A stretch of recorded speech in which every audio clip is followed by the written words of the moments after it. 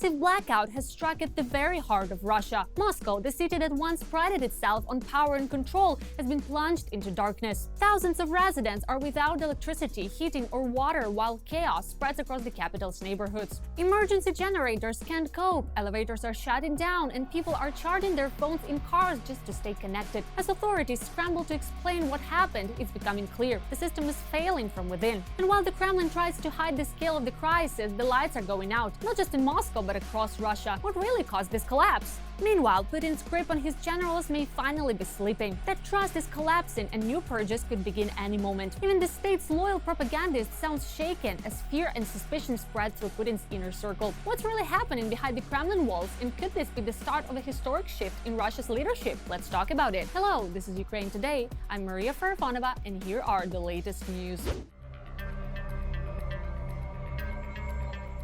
A catastrophe unfolding in the very heart of Russia. Thousands of residents near Moscow have been left without electricity after a massive power outage hit the Perelon-Mytishchi residential complex. Water and heating were also cut. Residents say some people were trapped in elevators during the blackout. It was the third outage that day.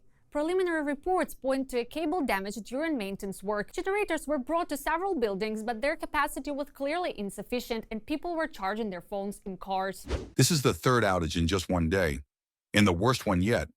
Many people had their appliances burned out because of it. There's almost no mobile signal. To make a call, we have to walk all the way to Ostashkovskoye Highway. People warmed drinks over candles, and some tried to cook on portable gas stoves. Families with children had to leave their apartments as indoor temperatures began to drop. The local administration promised to restore electricity by 10 p.m., saying emergency repair work was underway. But residents say power, water, and heating never returned. Russians are struggling with internal crisis, and Ukrainian drones are making things even worse. The fire of retribution has reached Moscow. Ukrainian UAVs have struck the capital and nearby suburbs, shattering the illusion of safety at the very heart of Russia. Explosions, smoke, and chaos filled the night sky as air raid sirens wailed across the city. And this is just the beginning. Ukraine's precision strikes are reaching deeper than ever. All the details in our next report. Pickup trucks with machine guns mounted on their roofs along the perimeter of the Kremlin. It's unlikely that Putin and his generals expected to see such a scene in the fourth year of the war. This past weekend, Moscow and the surrounding region came under a massive drone attack. At night, Domodedovo and Zhukovsky airports were temporarily closed. By morning, their operations had been restored. In the Kommunaka area, explosions were heard during the attack and smoke was seen rising above the forest.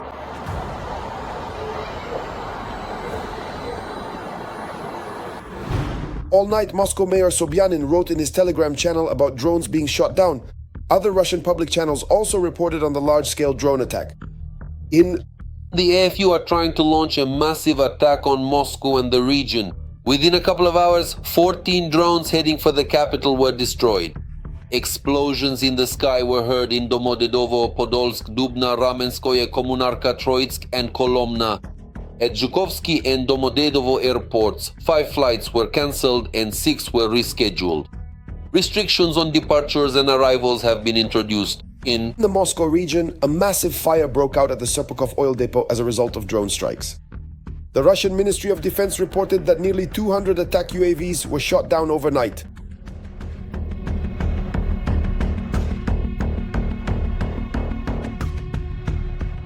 This is not the first time that Russians themselves have recorded more than 40 drones heading toward Moscow. We're trying to bypass the capital's air defense system, which is now deployed directly there. But we understand that all of this is in place. These are specific retaliatory strikes and probing actions, probing to see how to deliver a more effective combined strike. Recently, Western media published a map of the air defense systems protecting the Russian capital. But even through such dense protection, Ukrainian drones managed to slip through. Because of this heavy protection of Moscow, other regions and strategic facilities across Russia are suffering. Analysts note that the systems are constantly being moved around, but the majority are concentrated around Moscow, St. Petersburg, and Putin's residence in Valdai. There simply aren't enough systems to protect oil refineries and other strategic facilities in the regions. This is exactly what the Ukrainian armed forces are taking advantage of. In the Moscow region, explosions were heard near the airfield where Russia's strategic aviation is based. The Shaykovka Strategic Aviation Airbase and Kaluga Airport in Russia's Kaluga region were also under attack. This is not the first massive drone attack on Moscow and other regions. Even though the Russian Ministry of Defense always underreports the number of drones, almost 200. That's quite a lot, and their number will only continue to grow. This has a very serious anti-propaganda effect, especially for the Kremlin. Let me remind you that one of the reasons for launching the so-called special military operation was the issue of guaranteeing the security of the Russian Federation itself, as Putin and his inner circle explained it. We are seeing how the war is coming directly to Moscow. And not just to Muscovites. We see that the geography of Ukraine's drone attacks is expanding.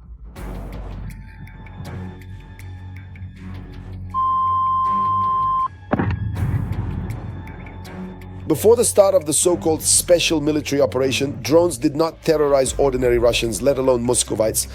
Now, however, air raid alerts throughout the night are becoming a routine occurrence for Moscow. And perhaps now Russians will have questions and complaints for the master of the Kremlin. Every voice matters. Join our community, support independent journalism and help us bring you the truth from Ukraine. Become a member of Ukraine today. Join us now. Dark times have arrived not only in the heart of Russia but also on its far edges. On the island of Sakhalin, a massive blackout followed an explosion at a local thermal power plant. The entire southern part of the island was left without electricity. Sakhalin Governor Valery Limarenko reported an emergency situation, saying a lightning protection cable on a power transmission line allegedly snapped at the plant. He claimed the cable connected two key substations in Yuzhno-Sakhalinsk. At 7:40 this morning, a power outage occurred across the entire southern part of Sakhalin. I've checked. All generation systems are functioning, so the issue lies in the power grid within the transformer infrastructure. An inspection is currently underway. Later, Sakhalin-Energo reported that the Yuzhno-Sakhalinsk thermal power plant was preparing to resume operations and electricity had been restored to some residents. Today, as the protection systems activated, the Sakhalin power grid was divided into southern and northern sections, and the Yuzhno-Sakhalinsk CHPP-1 was reduced to supplying only its own internal needs. According to Russian telegram channels, around 100,000 people were left without power on the island. The outage affected several cities. There were internal crises within the Kremlin as well. Tensions are growing within Russia's leadership. Reports indicate that Putin is losing trust in his top military commanders after a series of setbacks on the front line. General Gerasimov's position is increasingly uncertain, and a major shakeup in the military hierarchy may be imminent. According to partisan sources, the Kremlin is preparing for another round of internal purges. The Kremlin is extremely dissatisfied with his performance and false reports from the front. Putin has given Gerasimov a deadline to take Pokrovsk by mid-November. This order is the general's last chance to retain his post. According to the attached resistance movement, candidates to replace Gerasimov are already being discussed within Putin's inner circle. The most likely successor is Colonel General Viktor Pozdnichir, who is known for being more compliant and loyal to the Kremlin. Meanwhile, the youth uprising against Putin's dictatorship is gaining momentum by the day. In St. Petersburg, followers have emerged of Naoko, a well-known Russian singer who performed anti-war and anti-Putin songs and drew near rally-sized crowds in the streets.